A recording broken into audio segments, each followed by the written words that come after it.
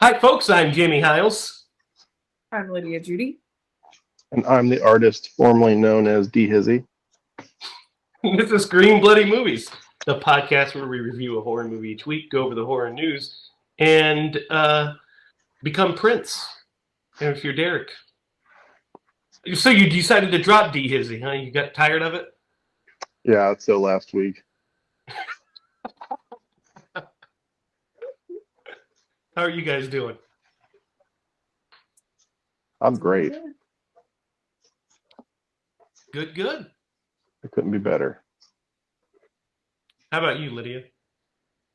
I'm all right. You know.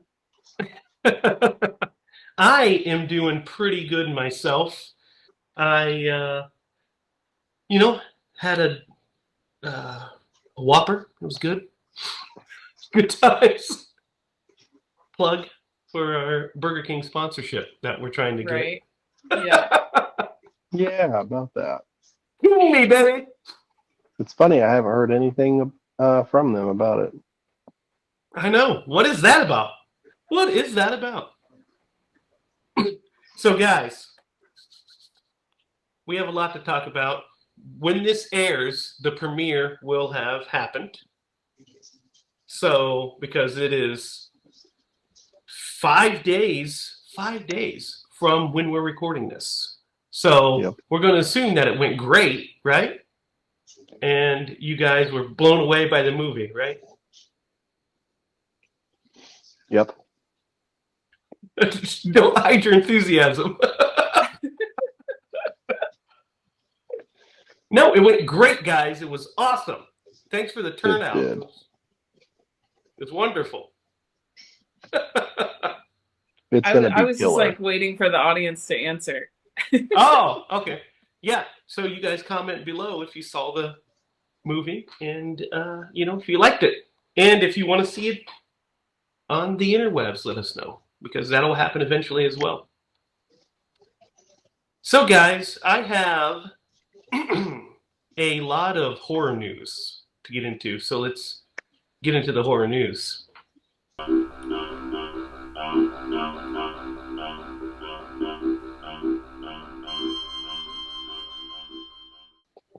The first thing I have here is we've got some news on the Gremlins Secret of the Mogwai. You guys heard about this, yes? I remember you talking about it. Yes, it's a animated Netflix show. HBO Max. Animated HBO Max show. It takes place in the 1920s Shanghai. It tells the story of a 10-year-old Sam Wing met the young Mogwai named Gizmo. So we have that. Now we know what it's about. So the period set piece is in 1920s. The series reveals how 10-year-old Sam Wing, who becomes the future shop owner, Mr. Wing, in the 1984 movie, met Gizmo. So it's an origin story. What do you guys think of the concept of this? It's pretty fun. Yeah, that's pretty neat, right? I agree. Yeah. Do you guys want to see a picture? Yes. Yeah. Yes, of I course. was about to look it up. Here. No need. What do you guys think of Gizmo? Oh, okay. Okay. Did you say this was animated? Yeah, it's an animated show. Looks good. I think the animation's good. It looks cute. Mm-hmm. It sure does. It does look cute. Here's the cast list. James Hong is Grandpa. We have Isaac Wang as Sam. Ming-Na Wen as Fong Wing. B.D. Wong as Hong Wing. What do you think of their character designs and such? They look good. Yeah, it looks fun, right? Yeah. What do you think, Derek? I agree. It does look a lot of fun. Looks like a lot of fun. I think it'd be good for kids for sure to get into Gremlins who have probably sadly never even heard of it. So hopefully this revises revitalizes the franchise. I can tell you one thing: my kids will not have that problem. No, neither will mine. One day, they will. They'll know about Gremlins from birth. They'll be born, and I'll show them Halloween and Gremlins immediately. And their names will be Gizmo. And Michael, And Michael, of course, Right. the two heroes of both franchises. What? So guys, we've got a couple of Scream 6 news. You guys want to hear some Scream 6 news? Scream 6. Yep. So it hasn't been officially announced that Courtney Cox is returning. However, she did say something about it during a chat with Entertainment Tonight. She said, "I don't know about contracts and where things are, but I'll tell you in the script, it's a really good one. You actually have to be killed, if you talk about it. So I'm not going to say anything." But she has read the script. She has the script. So it looks like Courtney is back. What are your guys' thoughts on that? I need to catch up. I have not seen the last one. So Oh, that's right.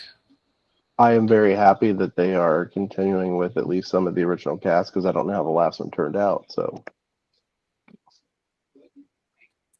Yep. Yeah. I'm I'm too gonna have to scared get to on that. catch up, so That's true. That's true. You are. We'll have to start reviewing them, so you're forced to. or we can just not. Or we just don't have to. Yeah, I mean, I'm of two minds. I kind of, since you guys haven't seen it, I'll tiptoe around things, but I, kind of think that the legacy characters' stories have been told, and I kind of just want them to live happy lives, and then maybe come back for Scream 40 years later. You know what I mean? Like, just let them ride off into the sunset, so that way I don't have to be nervous about, certain characters all the time. So you want fresh blood is what you want. I do, or the returning characters from the last movie. Most of them are returning. So we get those guys back. I'm not going to tell you who they are because you've not seen the movie, so I don't want to spoil it. So that was going to be my next one. I just X'd that one because I was like, oh yeah, you bastards haven't watched Scream 5 yet, so we won't talk about it. But I've got one more piece of Scream news if you guys want to hear about it. Yeah.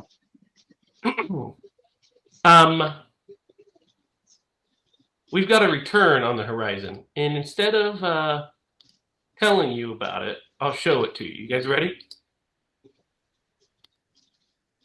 Let's see it. All right. We've got Kirby back. Nice. Kirby lives. Kirby lives. Nice. So if you recall, Hayden's character of Kirby was killed, quote unquote, in Scream 4. However, we never see her body. We just see her stabbed. And the rumors were always that, Wes talks about it himself, that maybe she survived. If he made another one, maybe she's still alive. And he on the commentary, he says we never see her die, so he likes to think that she's still alive. So now we have confirmation that she's alive and she's returning. What are you guys' thoughts on this? That's pretty awesome. She's a cool character. She is. What do you think, Derek? I liked her character. So Yeah. I'm glad to see she's coming back. Yeah, Kirby's one of my favorites. I think she's a really cool character. She's funny. She's like the most like us if we were in a Scream movie. Mm-hmm. Knowing the rules, knowing the remakes, and of course being hot like her. I mean, that's right into my zone. I'm going to say you were at least 80% there. Lost you at the end, didn't I? You Lost missed at that the last piece. Oh, man. Trying to just sneak it in there. Trying to make it happen. Okay, guys, we've got some news on the Toxic Avenger remake that we talked about ages ago. Yeah. If you guys Let's see remember what this, news is. we have a rating. It is rated R for strong violence and gore, plus language and nudity. Clearly. That's a Toxic Avenger movie. Yes, exactly. Here's exactly what it says. Strong violence and gore, language throughout, sexual references, and brief graphic nudity. The Is plot Peter line. Dinklage still tied to this? Yes, Peter Dinklage. So the concept stars Peter Dinklage as Winston, a stereotypical weakling who works as a janitor at Garb X Health Club, and is diagnosed with a terminal illness that can only be cured by an expensive treatment that his greedy, power-hungry employer refuses to pay for. After deciding to take matters into his own hands and rob his company, Winston falls into a pit of toxic waste and is transformed into a deformed monster that sets out to do good and get back at all the people who have wronged him. What do you guys think of this plotline? Pretty good. Let's also not forget Elijah Wood is in this movie as well. Oh, yeah. I'm just trying to, from what I remember of the Toxic Avenger, how that's all going to work. Who knows? It'd be funny if he, after the toxic exposure, he turned into the mountain. There'd be some irony there. Anyway. Looks, I think it sounds promising. Yeah. Luckily, we have an R-rated Toxic Avenger, which I figured we would. So, guys, do we have a release date or any type of no? Well, we might. I closed it out already. Oh, it's fine.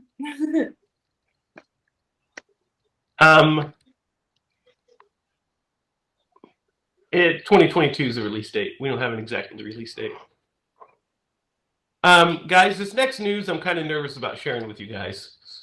I don't know how you guys are going to feel about it. Because I don't know how I feel about it. Are you guys ready for this? Malignant's going to be set in a post-apocalyptic world.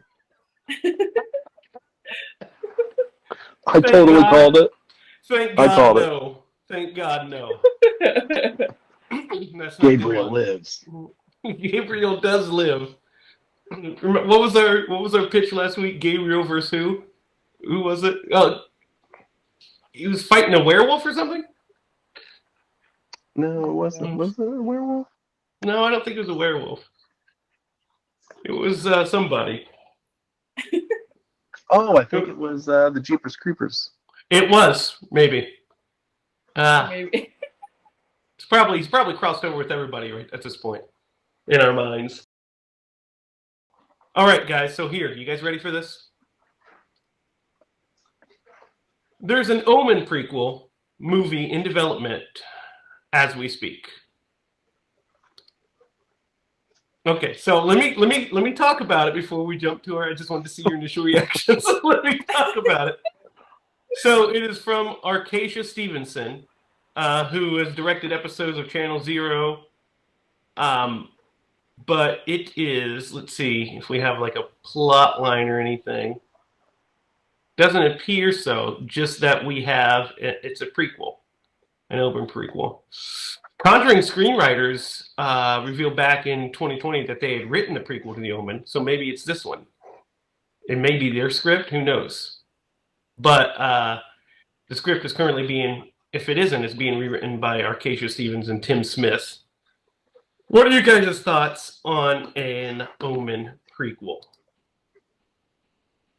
What? Why are they doing a prequel? What is there to talk about before Damien arrives? There's a lot wrong with this. You know what? This is a terrible one to try to do a prequel to. Why not just reboot the darn thing? When was the last time an Omen movie came out? It's been a while.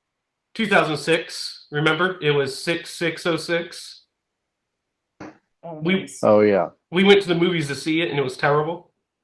Yeah. See, I don't even remember this, That's how bad it was. It They're was doing literally themselves an injustice here. it They was should literally just redo pushed it. out just to be released on 6606. That was the sole reason for it. Hmm. Has Leo Schreiber in it, and I think Julia Stiles. Oh, I I do. do remember that.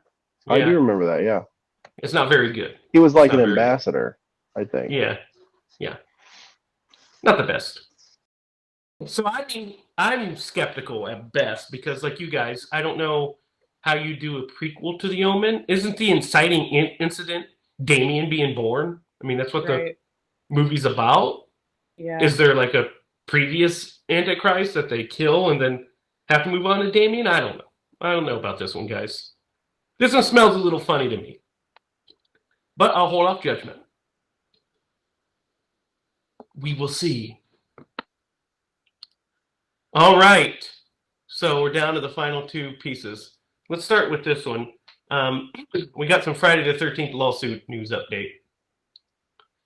Sean Cunningham, our favorite, says odds of a new movie being made are 50-50. He says Victor only, so basically, it's, here's how it goes. Cunningham said, we can license a remake, prequel, or even a sequel motion pictures, provided such films do not use additional copyrightable elements. Miller now owns the copyright to his screenplay, including sequel rights. But Jason can't be portrayed as any older than in the first movie. Makes no sense. Jason was very much a presence in Miller's film. In fact, Mrs. Voorhees channeled Jason. And of course, the first one was all teed up for sequels. Do we even need the mask? We can license television series exploring Crystal Lake and how Jason became who he is. He said he wants to take Miller back to court if he tries to make anything Friday the 13th without his permission. At this point, he says that both sides of the argument are really dug into foxholes. They're not going to throw any grenades, but I don't think anyone is calling for peace talks. I think for sure the franchise will come back, but I can't tell you it will come back this year or next. Will Jason be back in theaters? Right now it's 50-50. In 53 years it'll be in public domain, then anyone can make the movie. Not great. In 53 more years? Yeah.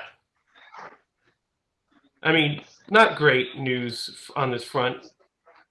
They just need to bury their bullshit and get us another Jason movie. You know what I mean? Yep. Yeah. What are your guys' thoughts? I get it. Like, it would be hard to give up or, to like let the other person win kind of situation when it's Jason Voorhees you're talking about, like you don't want to lose that, but at the same time it's like, just can we all just get along and make a movie? It would make way more sense for them to work together because they can't make a proper Friday the 13th without each other. Mm-hmm. I mean, Miller can't make an adult Jason movie. They can't make one called Friday the 13th. It's just, if you work together, you can actually make the damn movie that, make money, and you both can be happy. What? How old is the guy that is disputing this? Both of them are in their 70s, close to 80. They're both old. So are they doing this like for their families? I think they're doing it as a pissing contest. I mean, Victor not Miller. to be like too cynical about it, but they ain't got much longer. Like they're gonna miss out on this, or like even seeing it one more time on screen. But that's whatever. It's their property, I guess. But come on, man, just go 50-50. Yeah, it's kind of crazy because how it shakes down is Victor Miller only owns the U.S. rights and only the first script. Sean owns adult Jason, adult hockey mask wearing Jason, but can't legally use him in a movie without Victor's permission. So it's just like a mess. He can't reference him as Jason Voorhees. I guess not, or they can't even use him. I don't know. It's all sorts of fucked up. Thank God that the Nightmare on Elm Street rights were not that messy. It was pretty straightforward. Wes Craven created it all, so it all belongs to Wes Craven's estate. Pretty cut and dry, you know. So thank God, at least we'll hopefully in the near future see a new Freddy movie. We need to finish our script so we can send it in. Well, I mean, I've got a draft of it, but I'll just send it along and say, hey, why don't you make this one? We'll be down. All right, in our last bit, speaking of Friday the 13th, I decided to share this one at last. There's a new horror film coming out. I don't know if I told you guys about this, called They Them. It takes place, it is a summer camp movie set at a conversion therapy camp. So here's the plot. It has Kevin Bacon, starring Kevin Bacon. Owen Whistler, the director of a conversion therapy camp called Whistler Camp, which attempts to turn LGBTQ plus teenagers straight and cisgender. Set over a week-long session at the camp, the film focuses on various campers led by trans and non-binary Jordan as they undergo psychological treatment from the camp's programming. When an unidentified killer begins claiming victims, the kids must team up to protect each other, both from the killer and from the camp staff. That sounds fun. Yeah. It does sound fun. I'm going to offend some people with this one. Just throwing that out there. But, like, could you imagine having a crappy parent that thinks you need to go to conversion therapy? No, you're not going to offend anybody that I care about with that comment. No, if you're that person, yeah, you probably shouldn't have had kids because you don't know how to parent. Agreed. Yeah, I think it sounds like a great critique of those camps and also a 100%. fun slasher movie. Yeah, also it's empowering. Yeah, and That's great. The title of They Them is awesome. It's a great title. Threw me off at the beginning. So my mind went back to, there's a movie called They, I think. And there's also a movie called Them. Yeah. Thought it was a sequel, like hybrid. Oh, it's two universes and they're clashing together. Finally! If only Malignant was there! No. The Trinity! We find out that Malignant is the killer in They Them. It's Gabriel the whole time! It's a backdoor sequel. Or it's the kid from Sleepaway Camp. Oh, yeah. It's yeah. Angela. That's what I'm hoping. Like, that's what I pictured was like Sleepaway Camp vibes. Maybe Dude, she's Sleepaway secretly Camp, But Kevin Bacon. updated. Yeah. Felissa Rose is a patron saint. I love Felissa Rose. And that's the horror news. What do you guys think? Exciting stuff on the horizon, right? Yeah, Mhm. some good stuff. Some not so good stuff. Yeah, that Omen movie. That Omen movie is frightening to me, and not in the good way. I hope to be proven wrong, but man. I mean, we do have those new Exorcist movies coming too from David Gordon Green, which if he wasn't attached, I would be super terrified about that as well. Right? But just because it's David Gordon Green, I'm giving him the benefit of the doubt. I'm like, okay, let's see what you got. But I don't like it. No, sir, I don't like it. So, guys, it's time to talk about tonight's movie. And, of course, we watched Stephen King's Silver Bullet. Let's start with you, Lydia. You've never seen this movie, right? Nope, never seen it. So this was your first time? Yep. Really? Yes. Did you know what to expect? Were you surprised? I was so surprised. I had no idea what I was getting myself into.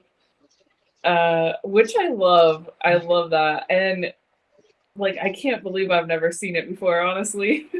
Yeah, I was surprised when you said you hadn't seen it. I was like, really? Yeah. It should have been something I've seen a long time ago. Let's just put it that way. Yeah, definitely. So, Derek, this is not your first time watching Silver Bullet, right? No, I think I was like 3. Maybe I was. Probably. Yeah. No.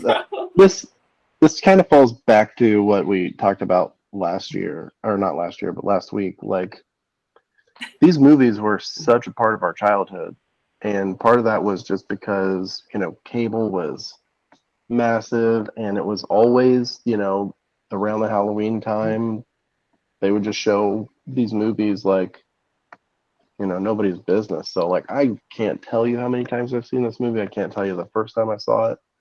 I just know that I love this movie.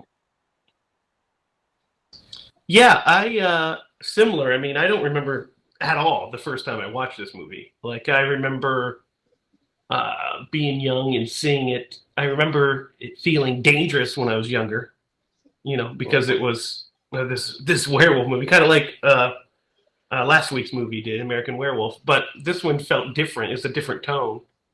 I remember, also like when I got into my teens, really liking it because it has that Goonies-ish vibe going on at certain points. And then I hadn't watched it in a long time. Like, it had been 15 years. And then I watched it, I think, when quarantine first happened, I watched it. Because it was on Hulu at the time. And I was like, oh my God, I haven't seen this in a long time. And then I haven't seen it again. And then watched it tonight. So I'm excited to dig into it and start talking. It's based off of Stephen King's Cycle of the Werewolf, which was basically a calendar that was the cycle of the werewolf, and had like little written passages for it and such. Pretty cool. Cool. And of course, it stars Corey Haim and the great Gary Busey. The one and only. The one and only Gary Busey. So where do you guys want to start? You want to talk about the wolf? Do you want to start at the beginning? What do you guys want to talk about first? I want to talk about the opening. You want to talk about the wolf? The wolf, guys. We can start there and circle back. Yeah. We'll go through the movie. What about the wolf? I don't know how to feel about this wolf, guys. Come on. Like, what do you tell me everything you know about the wolf? What I know about the wolf is it was completely redesigned and reshot. That's what I know about it. Okay. It was originally supposed to be skinnier, and it had like a ballet dancer in there who was doing like these cool movements and stuff. And then Dino De Laurentiis didn't like the dailies, so they ended up with the bear wolf that we have. He's a fucking like bear. He's like a giant bear wolf. He is like a bear.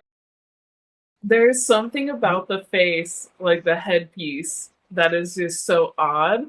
But I did end up falling in love with it by the end. Like, I was like, this is so weird. And then I was like, this is great. This is perfect. Yeah. I loved it by the end. The design of the wolf is very interesting because he's way goofy looking at points. Yeah. And then he's also kind of cool. Like, he ends up looking really cool. Like, I do like how beefy he is. Mm-hmm. Because it would be terrifying to see this beefy, I don't know, tank coming after you. Yeah. And especially since he's a biped, so he walks on 2 legs. And it just would be pretty terrifying. But, yeah, he's an interesting...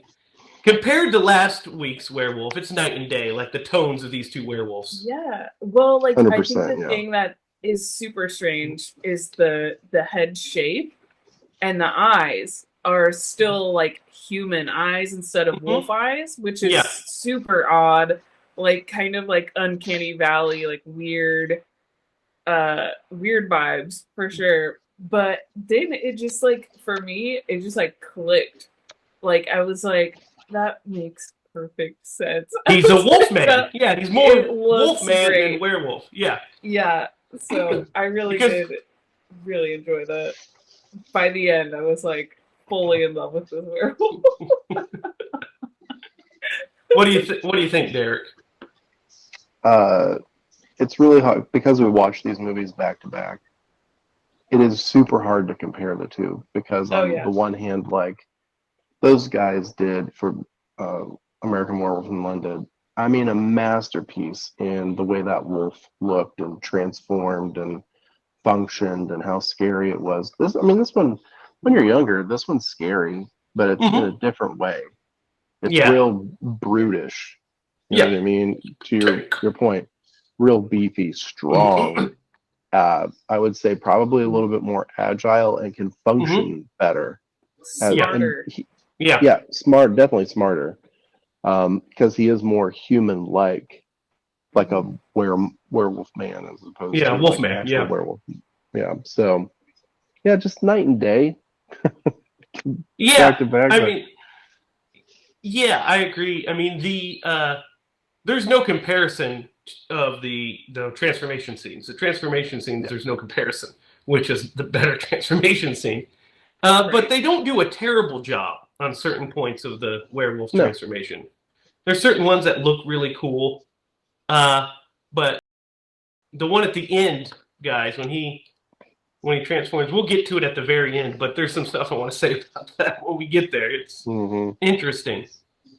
But it is pretty fun watching these two movies back to back because their tones are quite different, but also similar because they're both funny, but in different ways. Yeah. And one is like a tragic story. The other one's like an adventure, you know? Right. Yeah, that's a good way to put it. Yeah, I mean, it's a Goonies comparison was a good comparison. Yeah, and it's not throughout the whole movie, but once that starts and that clicks, that's kind of the tone we're going for.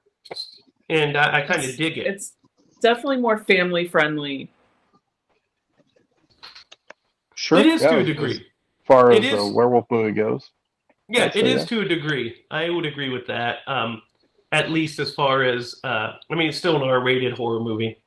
But it's just a goofier tone. It's just a more fun Stephen King-ish tone. And it's not, you know, I dig it. It's just night and day. We'll get into all that. Derek, you said you want to talk about the opening. Oh my gosh. If you're a child of the 80s, right? This opening, and it's more or less the music from the opening. I mean, just hits a chord, pun intended, with you that like right at the core of your childhood, because it starts out, it's like a really dark and scary tone, and then it transitions to this like innocent, and it's a good representation of the movie. It has this like really innocent tone that it starts to play, and then it transitions back to like the more harsh tones and the representation of like the scary part that is part of it. So just listening to it, it really struck a chord with me because I was like, man, that's the 80s. As far as horror movies go, it just felt. I feel that way too, as far as that's concerned. Like, I will say the score is something else. It's very bipolar. That little innocent tune that it plays is kind of terrible. It's 100% terrible. Like 100%. Every time it kicks in, I'm like, he's like sitting on his silver bullet, and it's like do do do do do do do do. It was like very Hallmarky, and I'm like, that's an odd musical choice, but all right. But it kind of works. It kind of works. It all works in the stew, and that's interesting. That's why I like it. It's like it's different. The opening is actually really good, I think. I think the opening to this movie kind of slaps, right? I mean, we get the first werewolf attack, and we see a decapitation within like the first 5 minutes of this thing. Yeah. What do you guys think?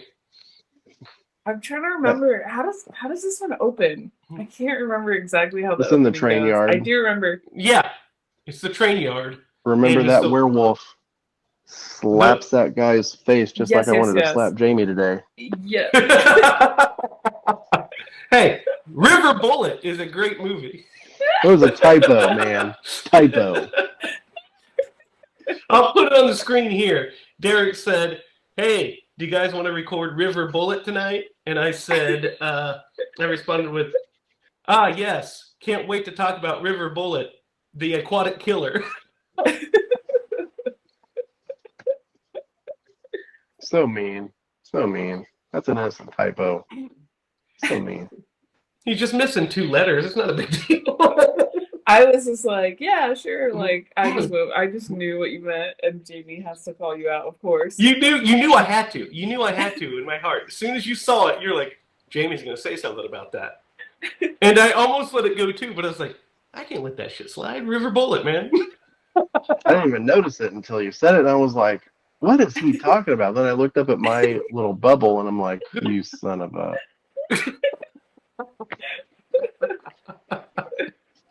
Okay, so the train yard. Yeah, we're opening the train yard, and there's the guy working tracks. And yes. he gets attacked by the werewolf and gets slapped. And then they think that the, they say she's narrating. Drunk. We get narration from the sister. What's her name? Janie? Is that it? Janie, yeah. I think so. Jane. Yeah, to call her Janie. Yeah, she gets. She's a narrator, and she talks about how they thought he got drunk and because he was a drinker, and it was an accident that he fell on train tracks and got decapitated. And we get a good shot of like a decapitated head. It doesn't look bad at all. It looks pretty good. It doesn't look necessarily like the actor, but you're right. It doesn't look that bad. And the fact that they got flies to like land on it. Just smother it with honey and shit, and you're good to go. Yeah. Sure. I do remember my reaction to that. As I don't quite remember the scene very well, the full scene. I do remember it was kind of silly, but I was like, that really set the tone for me. That was like, okay, we just saw someone's head get slapped off, like immediately at the beginning. Like that sets a tone for me. That does set a tone. And then we go to like we introduce to our characters because we're like at that like I don't know what the hell would you call it, because the movie takes place in 1976, by the way. And we're at like a town fair kind of thing. Is that what it is? Yeah, like I would say it's a town fair or like a festival. Festival. That's a good word for it. Festival. They're at like some downtown festival, and we're introduced to Jane and her brother, Corey Haim's character, which is Marty. Marty. Yeah. And so Jane and Marty already have like an adversarial relationship. Well, let me rephrase that. Jane has an adversarial relationship with Marty because Marty loves Jane. Basically. He's, Well, and he's disabled, and she has some resentment towards him. Yes. Because she feels like he's coddled and protected, and he has to rely on her because her parents make her. But she has to help. Yeah, I love their relationship because, like, so through this scene, she's walking to go find her brother, and then there's this like terrible little kid that, karma's a bit. Hanging from a tree with a snake and scares the crap out of her, and she falls down and rips her pantyhose. Yep, rips her pantyhose. Falls into a mud puddle. Yeah, and you could tell that Marty, like immediately, like once he saw what happened, there's a great shot of him. Corey Haim was a great actor back in that day. Like he was a great actor.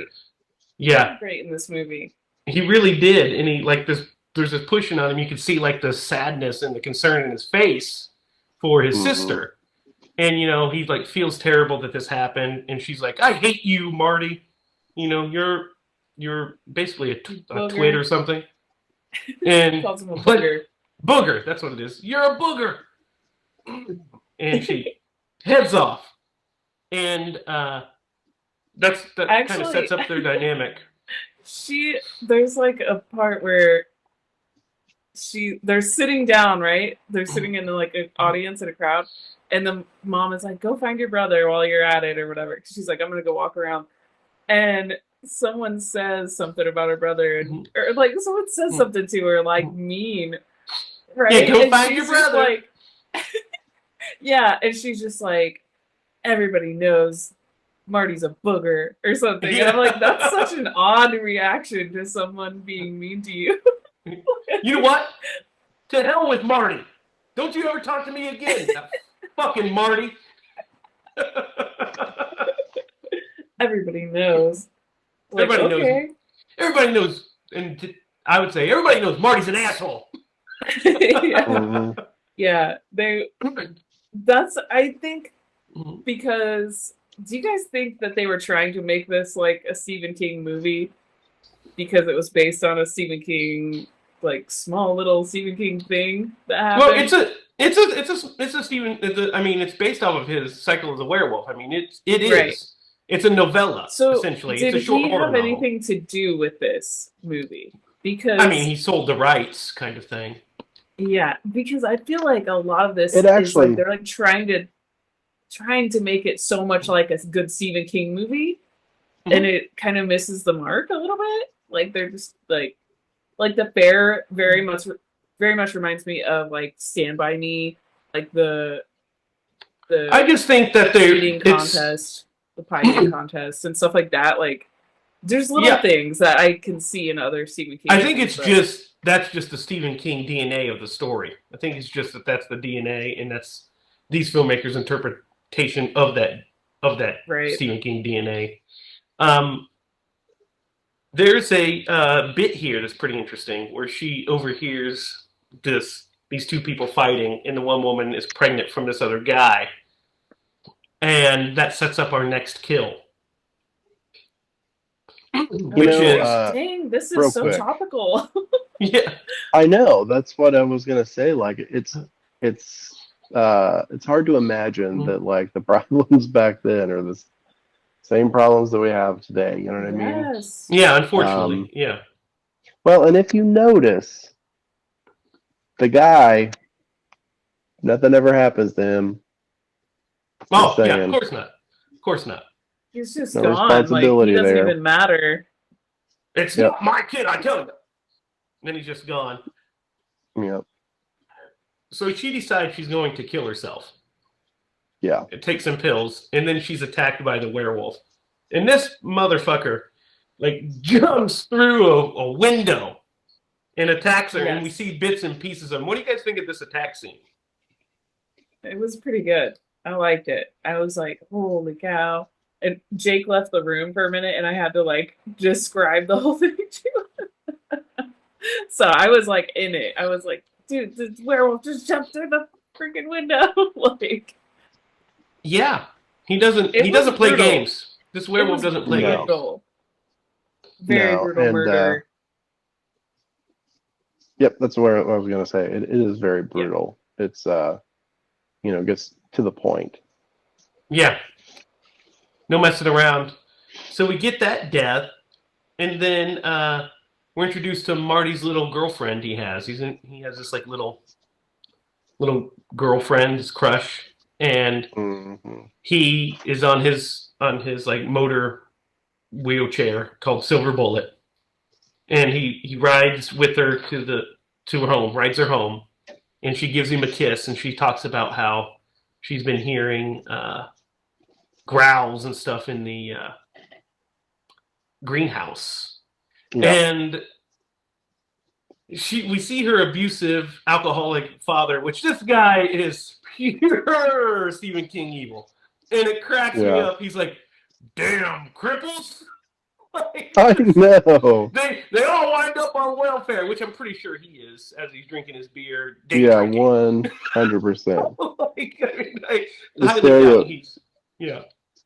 Yeah, because the stereotypes in this movie are like next level totally Yeah. for the time that the movie Yeah. was made. But yeah, Yeah. he does call him a cripple and says that he's gonna end up on welfare. And he was like, if I just shoot or execute you guys, balance Yeah. the budget. Yeah. Insane. Insane. What? But we don't have to worry about him for too long because he's, drinking beer and watching wrestling as you do. Oh yeah. But the best part is like Jordan Nelson, okay, you idiot. yeah, you whatever. idiot. So, I mean, listen, I love a good WWE match every now and then. However, I don't look at the screen and go, "You get him! You get him! You slap him silly. Whoop some ass! It's time." Mainly because I know it's fake. It is scripted. Hey, I'll be the first to admit, whenever I was little and I watched wrestling and I watched it very religiously, I defended it to everybody. This is not fake. There's a different type of. I don't want to get into it because it's a whole different thing, but it's a different. Wait, let's talk about this. When I was little, I loved wrestling too, but even I knew it was scripted when I was little. I just didn't care. I thought it was fun. I mean, movies are scripted, so I was like into the illusion. I didn't believe that the Undertaker was a real life dead man. I did from Death Valley. Thank you.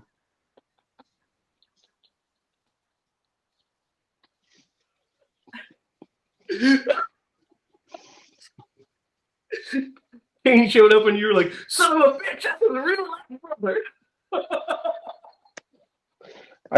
I'm sure I didn't think that he was a dead person, but I definitely thought he was an Undertaker. No, you thought he was a legitimate Undertaker, not just like a little guy. really He great was athlete. a tall, skinny redhead from Texas, but hey, that's hilarious. Mark's the beast. So he goes to investigate a noise he hears in the outhouse, and you mean the greenhouse? The greenhouse, yeah, not the outhouse. They might as well have been in the outhouse. But he goes and meets his end in that greenhouse. What do you guys think of the greenhouse death? I liked it. I thought it was great because he gets impaled. Yeah, by a werewolf comes up through the floor. Mm-hmm. And sucks him down, and he gets impaled. I thought they did a great job on this scene. What do you think, Lydia?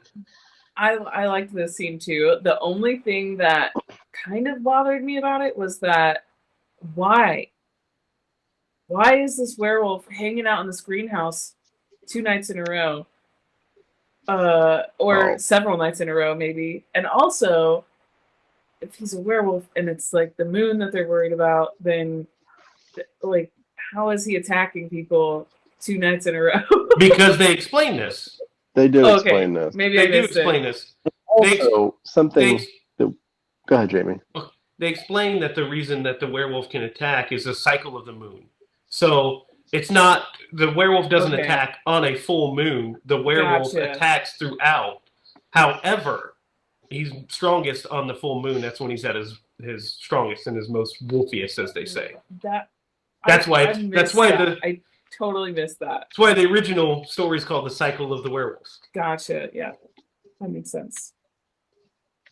What were you going to say? Well, carry on. Something that one of us touched on this. Like he is. So this leads into one of the ways he's more human than he is a werewolf, or you know what I mean, like a wolf, because like these are targeted.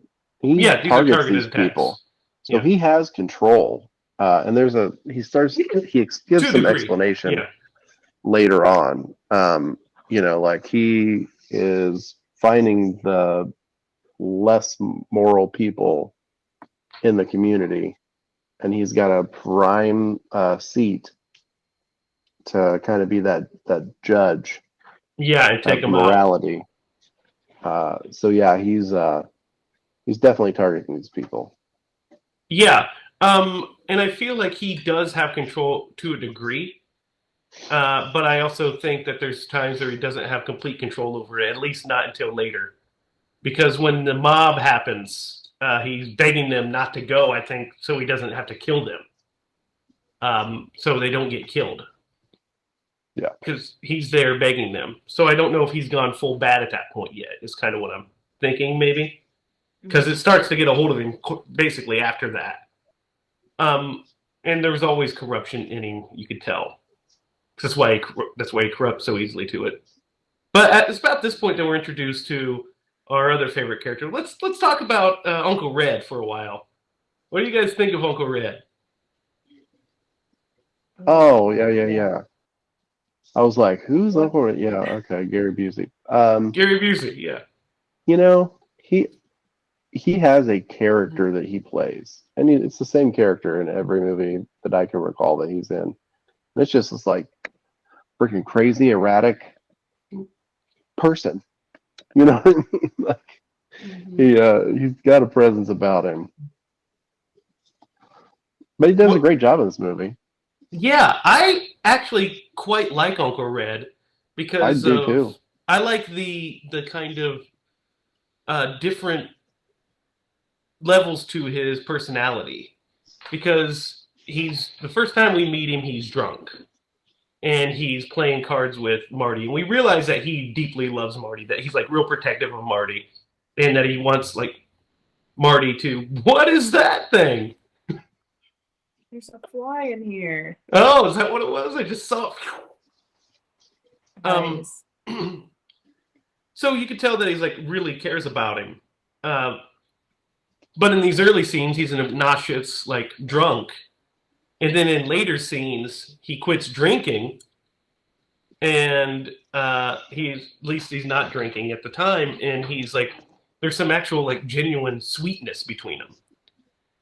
And there's kind of sweetness in all of his scenes with Marty. Like, even that first one, when he's going upstairs and he's on the lift going up, and he's, like, making the faces to him, you could just tell, like, this is a guy that he looks up to, and he wants him to have a good life, and he feels bad when his sister calls out how drunk he is. He can see how bad he feels.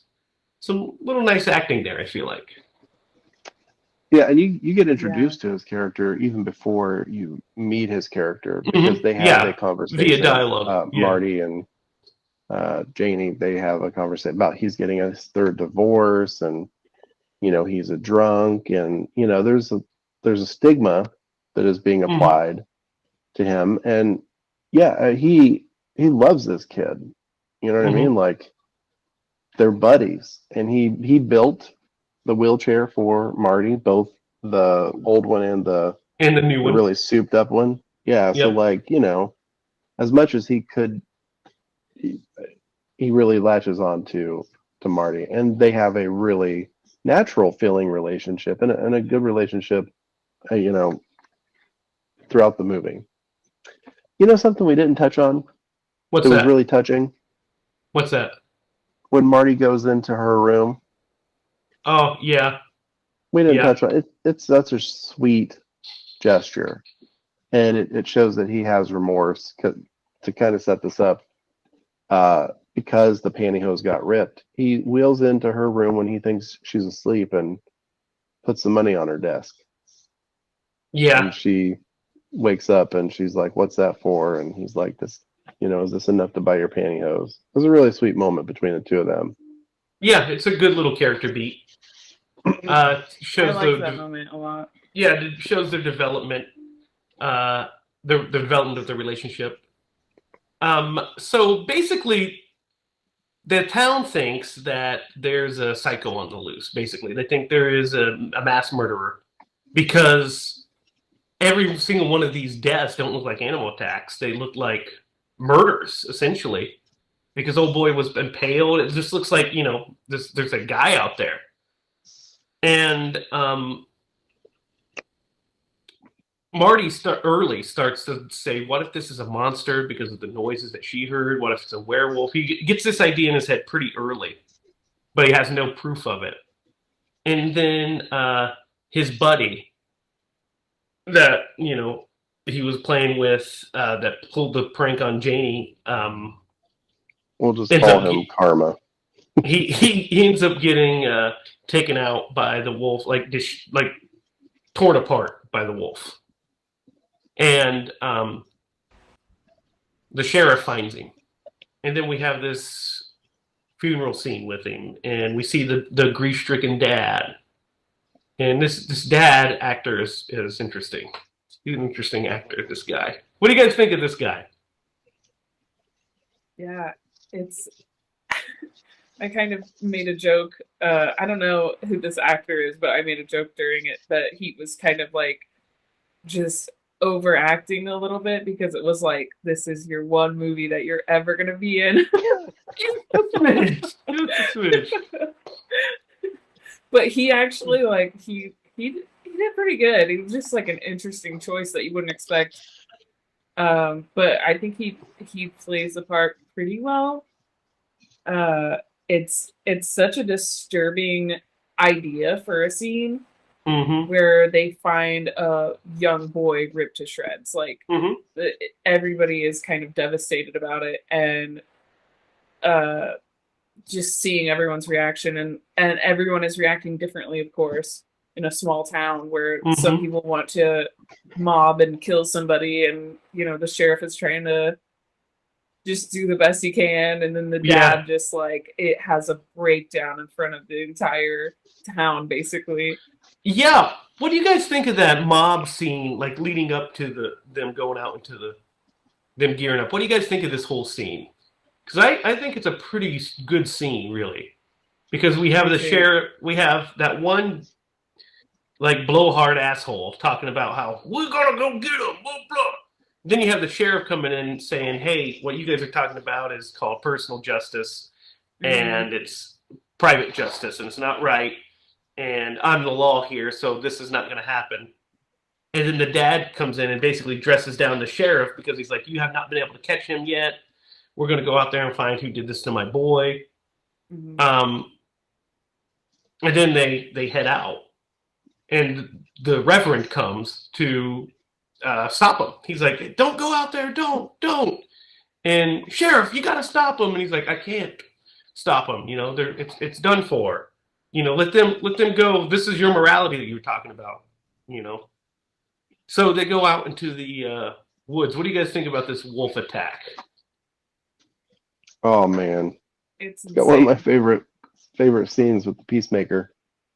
Oh yeah, when old boy gets beat to death with a Peacemaker, that's pretty great, right? Well, I love that. Like he gets 2 whacks, and then the next hand that gets brought up is a broken bat with the werewolf's hand. Yeah, it's like bam. How crazy is that? That's the craziest thing ever. A werewolf killing someone with a baseball bat? Like, what the hell? Yeah, beating him to death with it. Yeah. Yes. Well, he brought it to the party. He's going to take him out with it. Yeah. That was pretty cool. Visually. Yeah, it's a great shot. It's a great shot. Yeah. But and then you have, oh boy, this is where Dad gets to show his acting again. I think it's below us.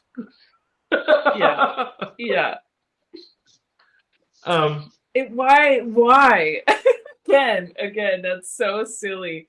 Like, it for a werewolf movie. I mean, like you said, we can't really compare it to last week because it's just like so far out there from what a werewolf movie would normally be. Like, it's below them. It's running around in the swamp in the fog. In the fog. Yeah, it's hiding, taking cover in the fog, which is a great idea. It's a giant bear. It's a giant bear. It's not below you in the fog. That's ridiculous. Crawling in the fog, it uses pulling them down. A baseball bat. Yeah. Like, this movie is so resourceful. crazy for a werewolf movie. Like, it's like no other, and that's why it's enjoyable, I think. Yeah, so we get this, this massacre. And what do you guys think of this funeral scene that follows, this dream sequence? What were you thinking, Lydia? Because you've never seen this. So what were you thinking when this funeral scene happened? When the entire crowd starts turning into werewolves in different ways. Yeah. I was like, yes. I was like, this is perfect. I loved it. I mean, I was just like, I was kicked back. I was just enjoying it fully. And then I was like, he's the werewolf. Yeah, and that's kind of a thing that I wish they didn't do, to be perfectly honest. I love the scene, but I wish maybe it was placed later in the movie. Mm-hmm. Because the mystery's over right then. I mean, you kind of can guess that he's the werewolf just because why wouldn't he be, right? As soon as I saw his face, as soon as we... And it's kind of hindsight. It's kind of hindsight because we see him and we're like, it's Man from People Under the Stairs. Of course, Everett McGill. Everett McGill's always the killer. It's Daddy. Yeah, Daddy. Yep. That's what I said too. But I was like, maybe he's not, because he was playing like a genuine, caring character. Yeah, up to this point. Up to this point. So I was like, that's him. I was like excited to see him in this. And then I was like, was it him? And I was like, no, maybe it's not him. That's too obvious, Yeah. And then I see him like trying to stop everybody, and then this happens, and I'm like, okay, this is like, it has to be him. Yeah, it's him at this point. Yeah, absolutely, it's him. And that's what bothers me about it is like I wish they would have not. You know what I mean? Like if they would have even worked it around a little bit more, because I think they should have saved it till after Marty shoots him, and we get the whole find the one with the eye patch bit. Yeah. Because then that scene would make more sense, or then it wouldn't give away the twist yet. It wouldn't give it away too early, because when she's going around looking for the guy with the eye patch, we already know who it is. We're like, well, it's the Reverend. the priest. Yeah, the Reverend. Because it has to be. We already know. Because he had that dream. If you're naive or you're not paying attention, you could have you could pass that off as, this guy just had a dream, and because he wakes up and he says, "Make it stop," he could just be wanting an end to like this bloodshed that's happening. Right. But you're right. It lays if it wasn't werewolves, if it wasn't werewolves, I would feel that. Like if he had a dream, just a regular dream. And if we would have seen more, if we would have interacted with him more, because then it wouldn't have just seemed out of left field. But instead, we get him dreaming about. Why would he be dreaming about werewolves? Nobody else thinks there's werewolves. Yeah. Not that like. Why would he be dreaming about werewolves? But like, why would we even go back to him, at all at that moment? Unless he was what I would a love main to character. What's that? I would, and Lydia would have been a perfect person for this because she hasn't seen it. I would have loved to have cut that 3-minute section out, and you could probably place it somewhere else if you really wanted to, but cut that 3-minute section out and show somebody this film, and then show them again with it, because it would totally have given a better pop whenever you see. And it would add more to that scene, which, by the way, I think is super awkward, where she's going around looking at the faces. Yeah, let's talk about that. Let's talk about Marty's attack, because he gets attacked, but after he's he gets his new silver bullet from Uncle Red. That's real fast. And by the way, guys, too fast. This is some dangerous shit. He's doing wheelies. On this 3-wheel. There's a wheelie bar. He's not gonna flip. Maybe. They made 3-wheelers back in the day. Those things were completely unsafe. Oh yeah, that's true. Absolutely. But wheelchairs are a little different. Yeah. So, but this is wild. So he goes to sit out his Uncle Red gives him a bag of fireworks to light off because they closed the fireworks due to the murders. Mm-hmm. So he has this bag of fireworks, and he goes to the bridge to light them off. Sneaks out, which again, by the way, he crawls out of his window with just arm strength and climbs down an antenna. I was like, "You go, Marty. You go." Yeah, and we've seen this before because we saw him up in a tree. Yeah. Also, yeah. Before this, and he's gonna, nothing stops him. He can get around. Which I love. I love that they represent him in that way. Yeah, I do too. So he is on the bridge, and we see there's a shot where we see the werewolf in the water Yeah, as I the like fireworks that. are hitting the water. It's a cool shot. It is a cool And shot.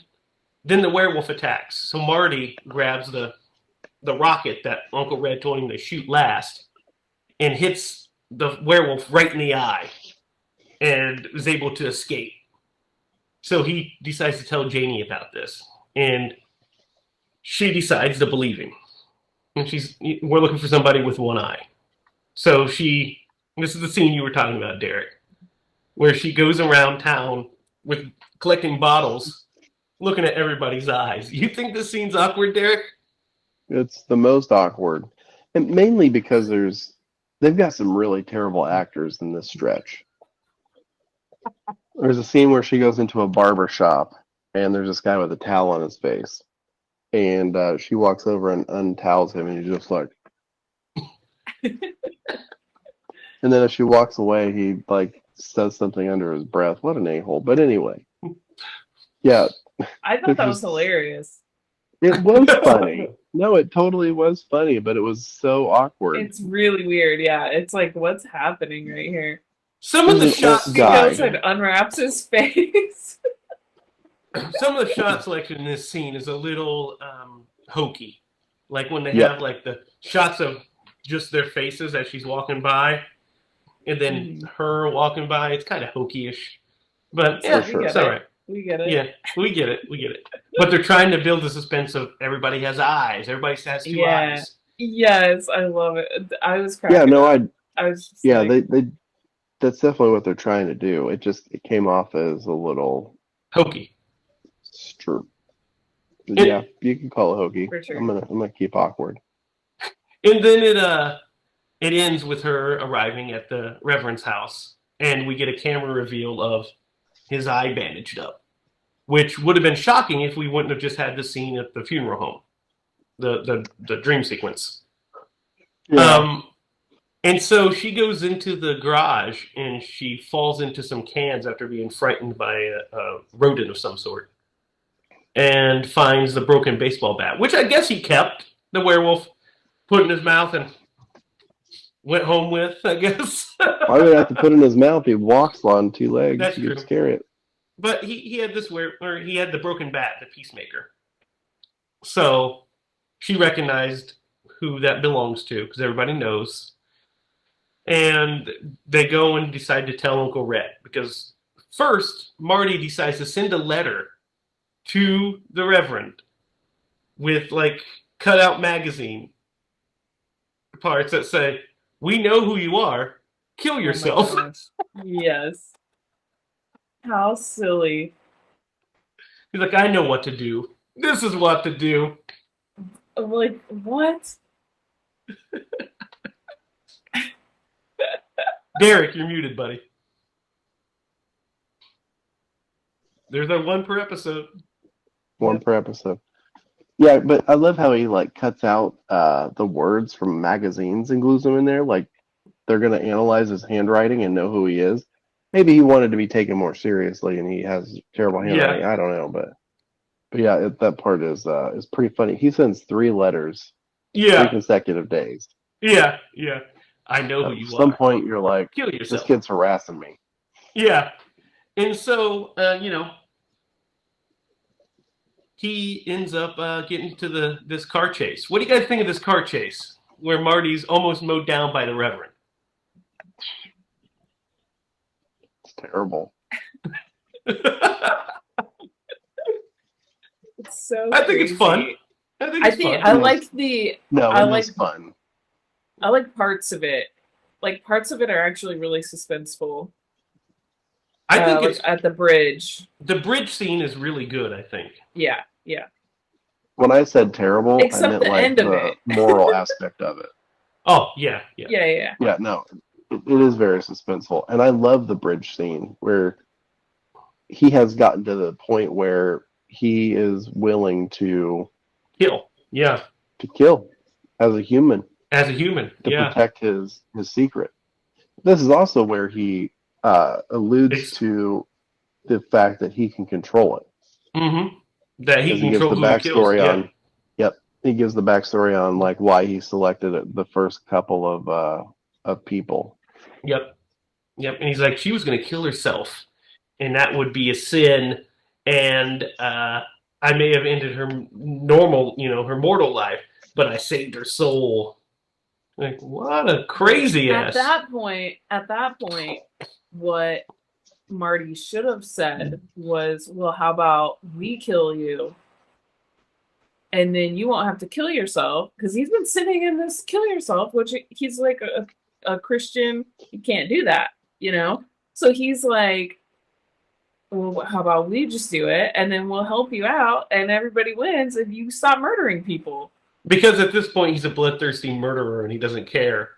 Because that's why he's trying to stop it, keep the secret. He's not Lawrence Talbot. He's not Lawrence Talbot. It doesn't really explain why he doesn't just like kick him into the water before he calls the guy over to see. Because the guy could see him. The guy could know. So he calls the guy over. He gets. I love that shot where he sneaks and slips into the darkness. I thought that was so silly. I was like, why did he just push him in? It's so cool. And so then he runs off because there's somebody coming, and he's a mortal man at this point. And that other dude was way bigger than him, so probably would have just beat his ass. So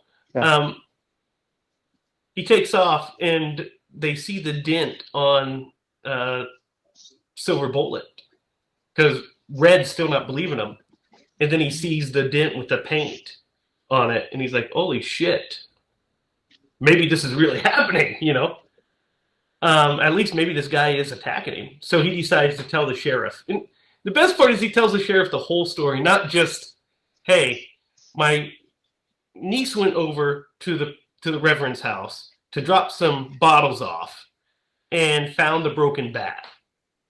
And that could be, and we know that belongs to him, so maybe you should take a look at that. He tells him the whole story about the werewolf. Yep, he does. He definitely does. That's the craziest damn story I've ever heard in my life. You believe this? And he's like, you do, don't you?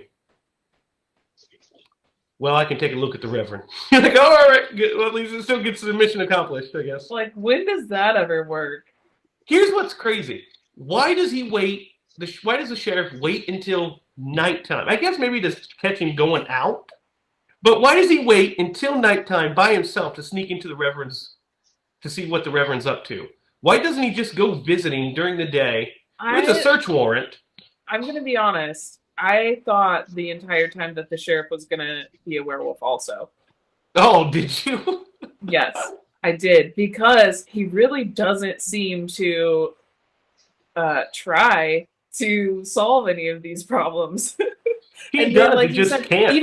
Even when he goes there at night, I was up to that point like, yeah, he's going to be a werewolf too. Like, there's always two werewolves.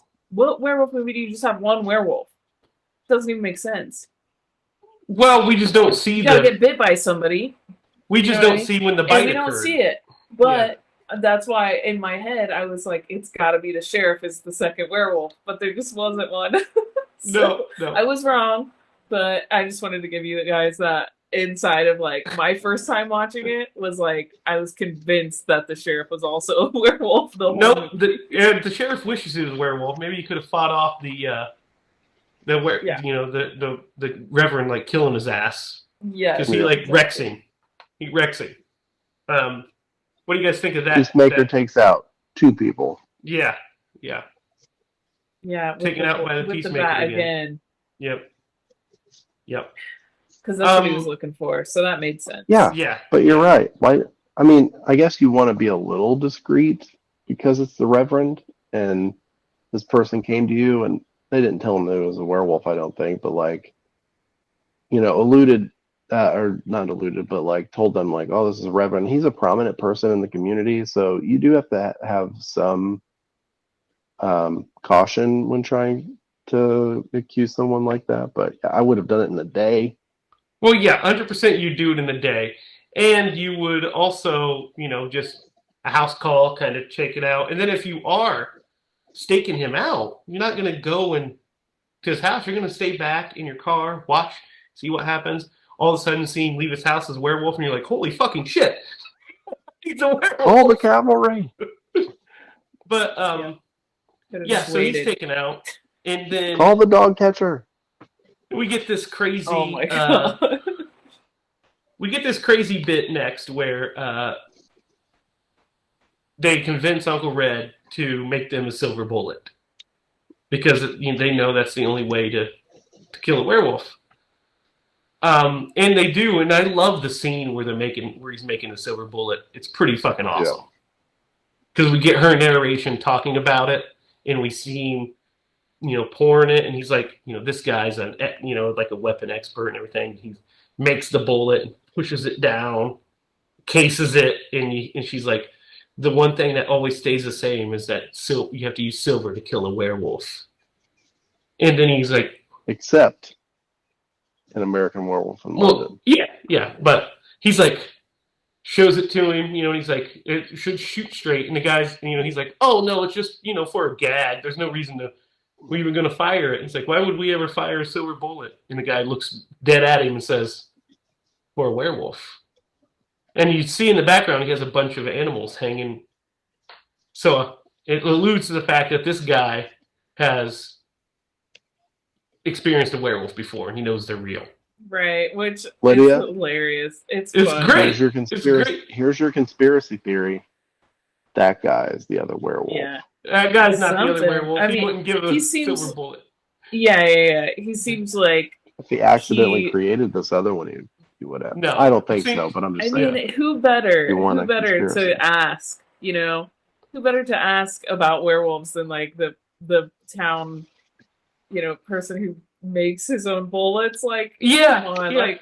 Well, and she alluded to in her narration that like he was did he travel the world or he had like he's a weapons expert. Yeah, so like, and you're right, it's like dead on. He's like, oh, to kill a werewolf, like, there's no joking or inflection in his voice to let you know that he's like just playing along.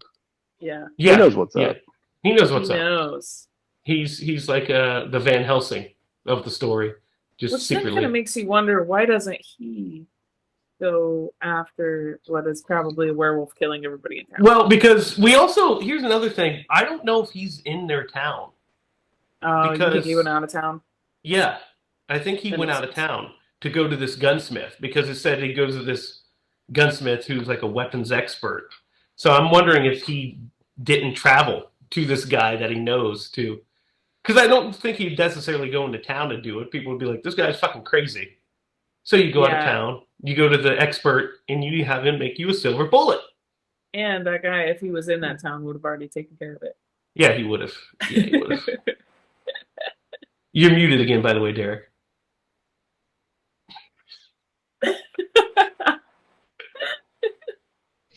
I do it to test you guys. Yeah. I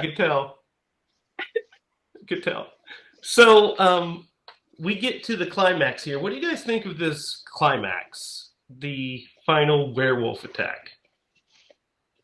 I love it. It's the best one. It's the best. It's got the scariest scene in the entire movie. When he pops out from behind it through the wall? No, man. When he's reaching through that grate to try to get the bullet and there's a cigarette down there. Oh my God. We would have died. I would not have touched that bullet. We would have died. No way. No, cigarette. Good God. No, he Kool-Aid Mans through the wall and starts, doing some work. He looks pretty good in these scenes. I mean, he looks bearish, like we talked about, the werebear kind of thing. But he's pretty intimidating. You see the face move. You see the face movements really well, that's when I was like, yes, nailed it. Like, it looked good. Like, just the way they cut it, the way it was edited. This fly, I swear to God. Okay, so the way they practicing edit your karate moves over there. Yes. They. Everybody got the Mr. Robot.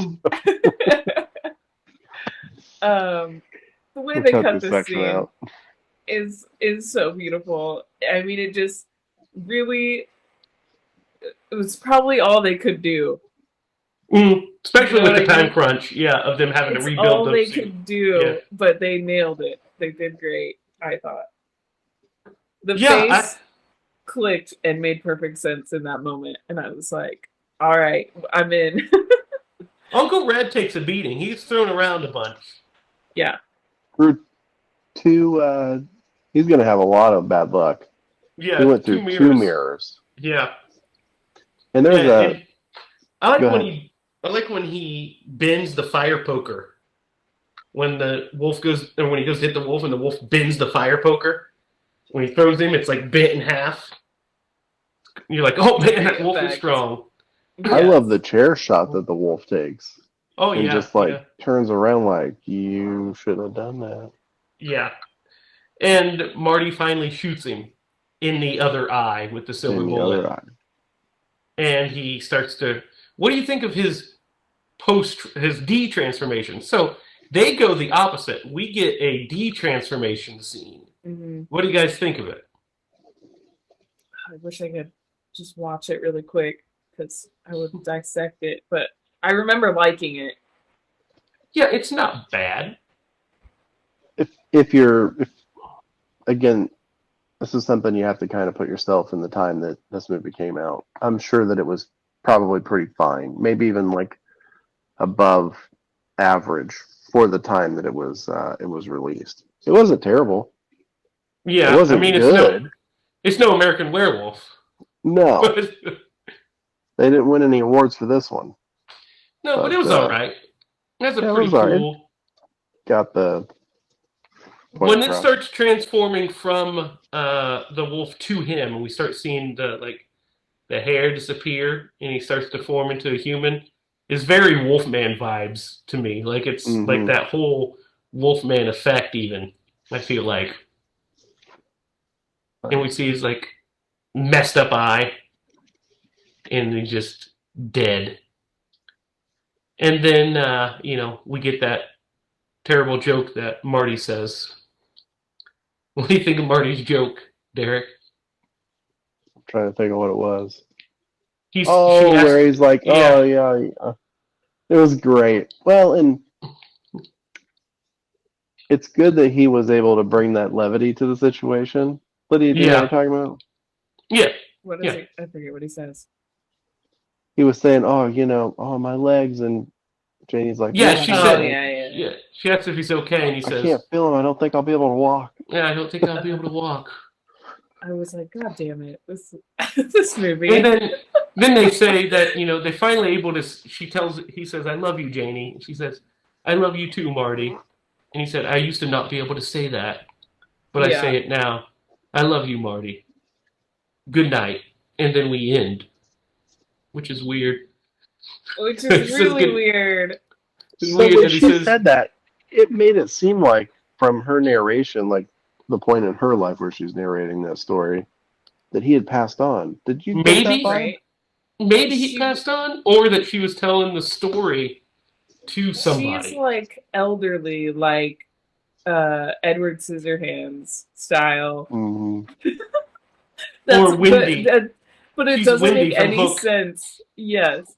But it doesn't make much sense. No, because she would be elderly and narrating this. Yeah, I know, right? It would be. I guess it depends on when her narration takes place, but modern day at that point would be 1985. So yeah, she would only be in her 20s.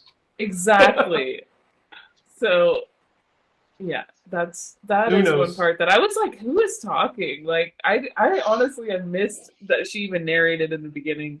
Because I was just like distracted by what was like. I think the narration bit is a little bit Stand By Me-ish. I think it is.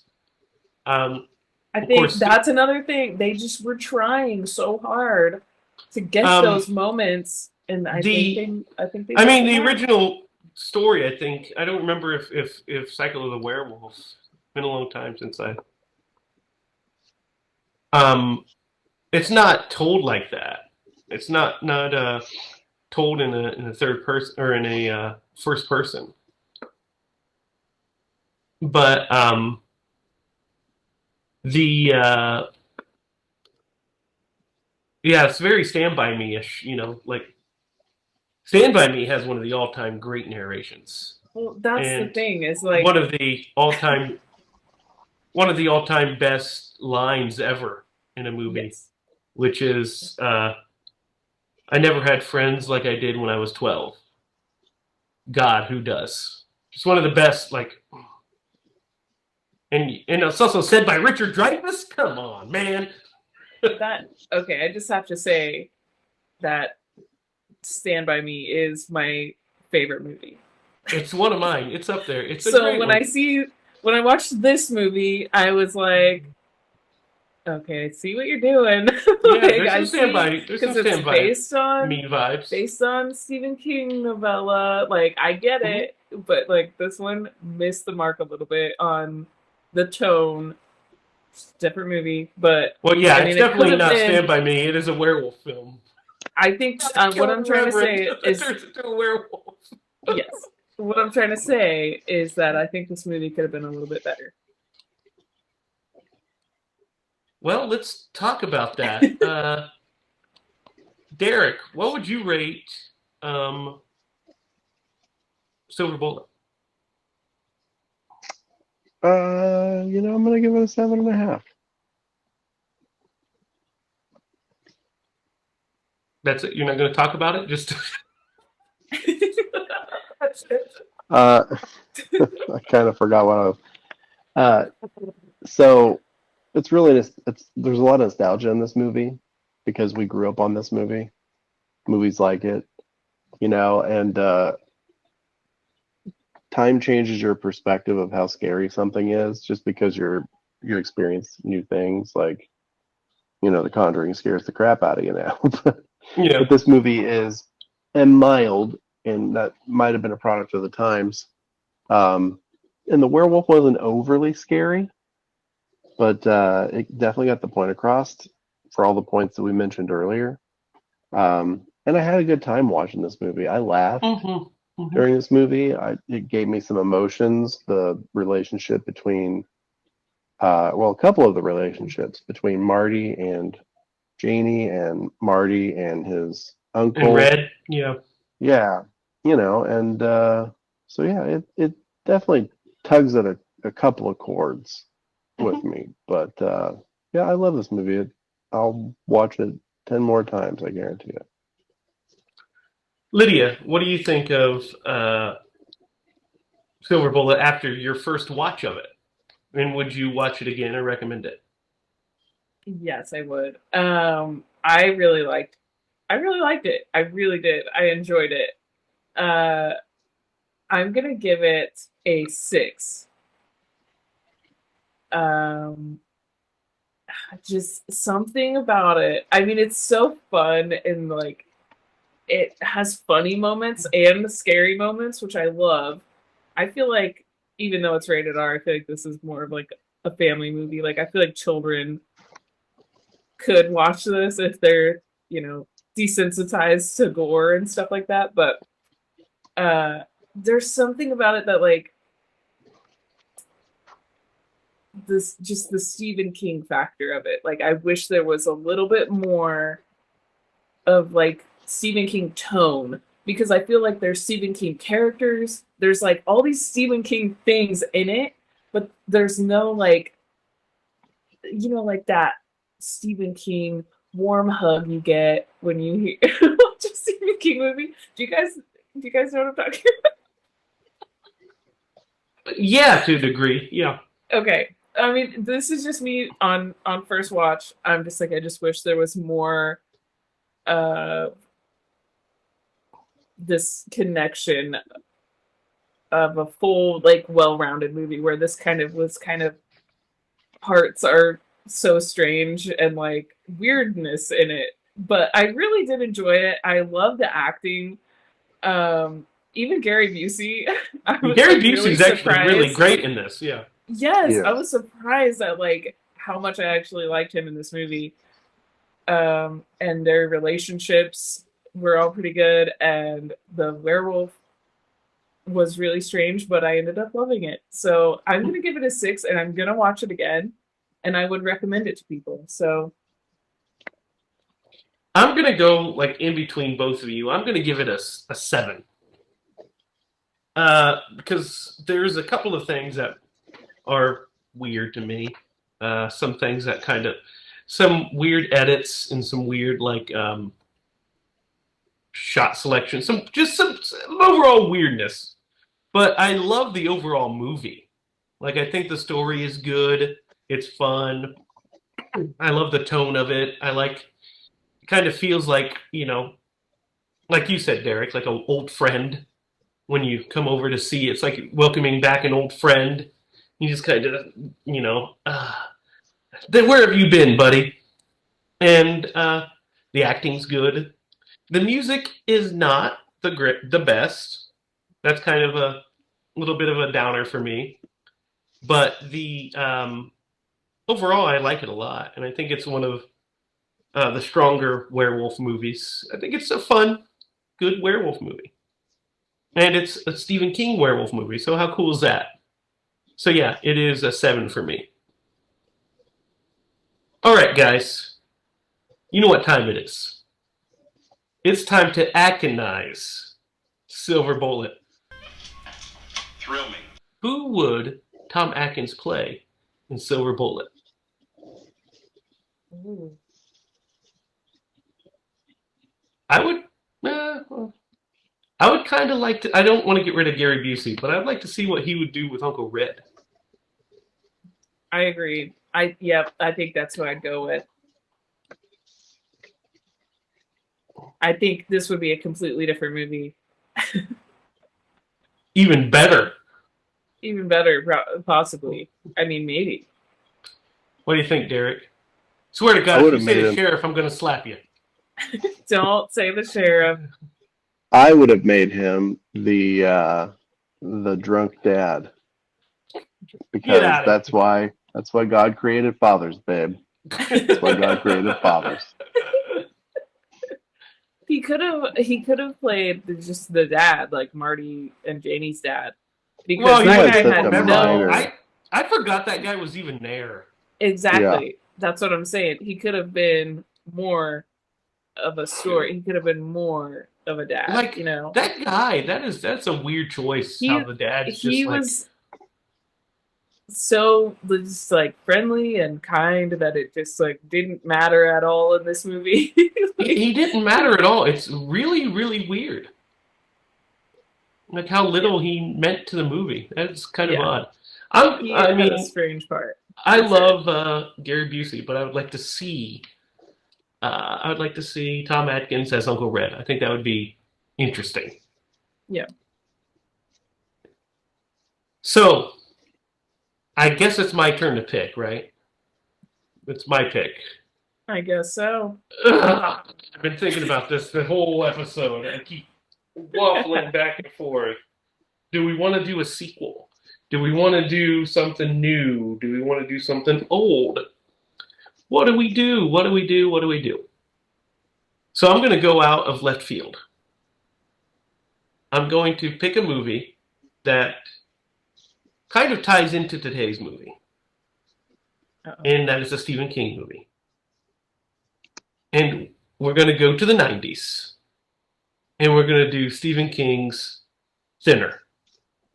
I thought you might say that. All right. All right. All right. I curse you.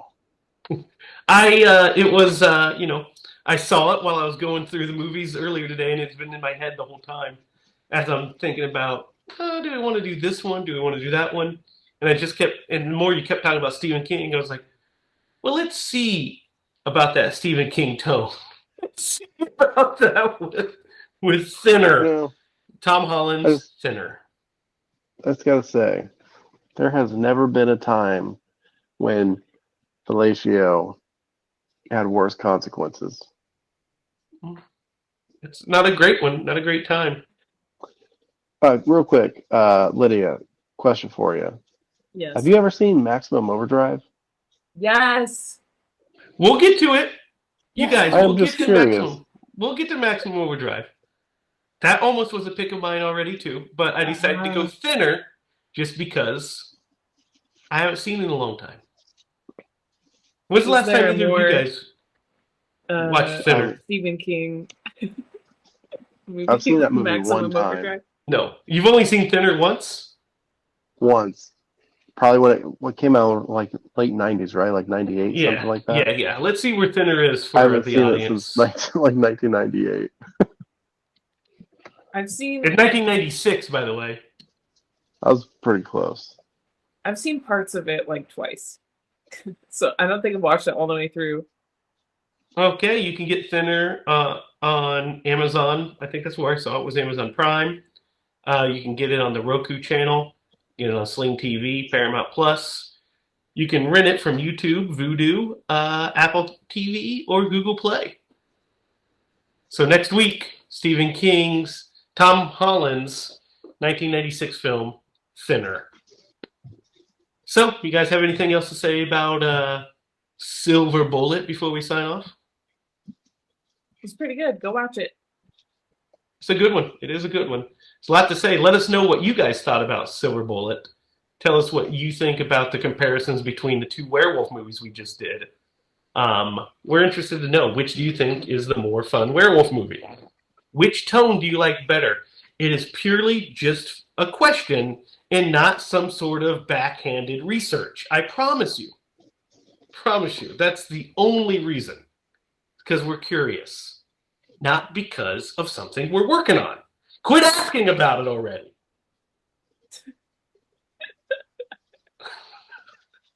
Red flags. Beep, beep, beep, beep.